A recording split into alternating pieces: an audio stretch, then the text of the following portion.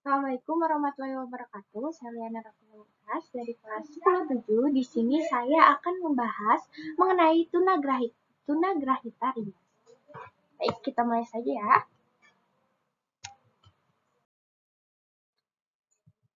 Yang pertama, tunagrahita adalah sebutan bagi orang-orang dengan kemampuan intelektual dan kognitif yang berada di bawah rata-rata dibandingkan orang pada umumnya.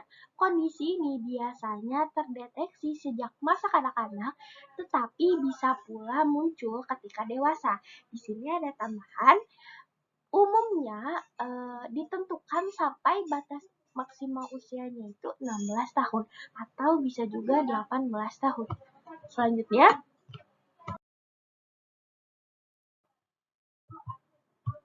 nah, di sini kita bisa menentukan apakah anak itu termasuk tunagrahita atau tidak berdasarkan kalau anak itu memiliki keterbatasan dalam dua hal utama. Yang pertama, dari fungsi intelektual atau IQ, yaitu kemampuan untuk belajar, membuat keputusan, dan memecahkan masalah. Yang kedua, keterbatasan pada kemampuan beradaptasi, seperti sulit berkomunikasi secara efektif, menjaga diri, dan berinteraksi. Lanjut.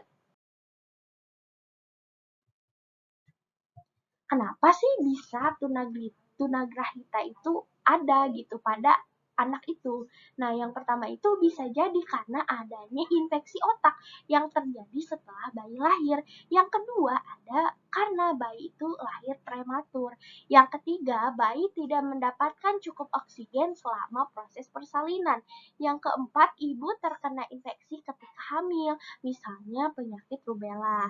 Yang kelima, ibu hamil atau janin terpapar racun seperti timbal atau radiasi nuklir. Yang keenam, anak mengalami malnutrisi berat. Yang ketujuh, cedera pada otak karena kecelakaan atau terjatuh. Yang kedelapan, riwayat anggota keluarga yang menimbulkan mungkin genetik dan sebagainya. Ada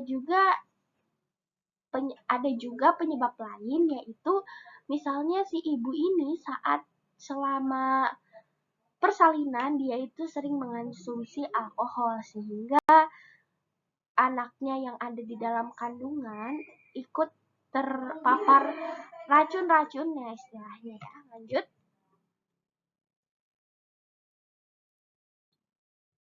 Nah, tanda-tandanya itu apa sih dari tunagrahita itu? Yang pertama ada anak terlambat berbicara, duduk, merangkak, atau berguling. Yang kedua ada sulit mengingat. Yang ketiga lambat menguasai kemampuan dasar seperti makan sendiri, berpakaian, atau buang air di toilet.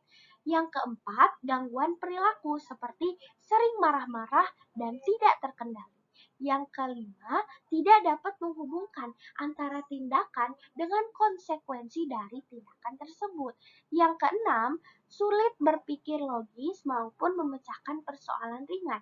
Jadi bagi para orang tua ataupun yang ada anak seusia dini yang sudah menunjukkan gejala-gejala berikut, boleh diambil tindakan yang lebih serius ya. Lanjut.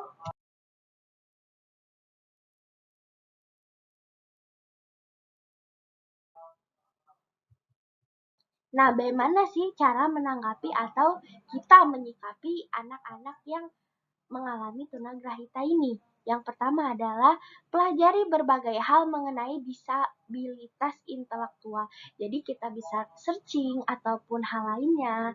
Yang kedua adalah melatih kemandirian anak. Bimbing anak untuk melakukan sesuatu dengan tepat seperti berpakaian atau makan sendiri. Jadi kita bisa melatih kemandirian si anak itu. Kayak pokoknya jangan terlalu diurusin agar anak itu kemampuannya terus berkembang. Yang ketiga, beri apresiasi jika menunjukkan kemampuan. Nah, anak kecil itu cenderung kalau misalnya kita apresiasi mereka itu menjadi lebih semangat. Gak cuma anak kecil aja sih, orang dewasa juga bisa. Nah, tapi lebih identik ke anak kecil. Nah, jadi kita kalau misalnya mereka melakukan sesuatu langsung beri apresiasi. Terus akhirnya mereka berpikir, oh ini perbuatan yang baik gitu. Yang keempat, melibatkan anak dalam kegiatan kelompok. Misalnya memasukkan anak ke playgroup. Jangan karena ih anak ini berkebutuhan nih, saya udahlah di rumah aja. Nanti dia biar gak usah ketemu banyak orang karena emang dia kan keterbatasan dalam berinteraksi. Justru harus lebih sering lagi dilakukan interaksi bersama anak-anak lainnya. Yang kelima, berkomunikasi dengan orang tua lain atau misalnya wali-wali yang memiliki kondisi serupa. Jadi kita bisa sharing-sharing ke orang-orang yang sekiranya lebih mempunyai pengalaman yang sama dengan kita. Baik.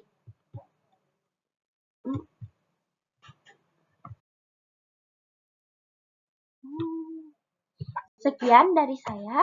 Terima kasih banyak. Mohon maaf jika banyak kesalahan karena di sini saya juga masih belajar untuk materi yang menurut saya sangat menarik ini, tunagrahita. Tolong bagi para orang tua di luar sana yang mungkin anaknya mempunyai keistimewaan, boleh lebih disayangi, lebih sering diapresiasi, dan lebih sering memanusiakan. Kita harus memanusiakan manusia lainnya. Oke? Alhamdulillah banget udah selesai. Wassalamualaikum warahmatullahi wabarakatuh.